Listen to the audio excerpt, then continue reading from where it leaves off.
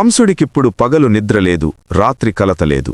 యోగమయాదేవి చెప్పినా నిన్ను చంపేవాడు పుట్టేశాడు అన్న మాటలు అతని చెవుల్లో రింగు రింగుమంటున్నాయి.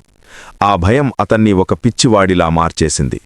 కంసుడి సైన్యం చుట్టుపక్కల గ్రామాలపై పడి పసిపిల్లలను వేటాడడం మొదలుపెట్టింది. ఊర్లు తగలబడుతున్నాయి. జనం భయంతో వణికిపోతున్నారు. అదే సమయంలో కంసుడి మెప్పు కోసం పూతన అనే రాక్షసి ఒక అందమైన గోపిక రూపంలో విషంతో గోకులానికి చేరింది. దారిలో కనిపించిన పసిబిడ్డలను చంపుతూ చివరకు నందనందుడి ఇంటికి చేరుకుంది. యశోదమ్మ కూడా గుర్తుపట్టలేనంత మాయతో వచ్చిన ఆ రాక్షసిని చూసి అందరూ మురిసిపోయారు. కాని సాక్షాత్తూ ఆ పరమాత్మకు తెలియదా ఆమె ఎవరో? పూతన తన ఒడిలోకి కృష్ణుణ్ణి తీసుకున్నప్పుడు ఆమె మనసులో క్రూరమైన నవ్వు ఉంది.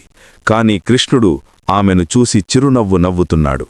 ఆ నవ్వు వెనుక నీ మరణం నా చేతుల్లోనే ఉంది అనే హెచ్చరిక ఉంది. ఆమె విషపు పాలు ఇవ్వబోతే కృష్ణుడు ఆ పాలతో పాటు ఆమె ప్రాణవాయువును కూడా పీల్చేయడం మొదలుపెట్టాడు.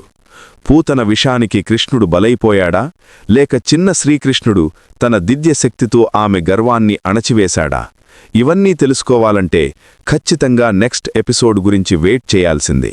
అంతకంటే ముందే మన ఛానల్ని ఇప్పుడే సబ్స్క్రైబ్ చేసుకోండి.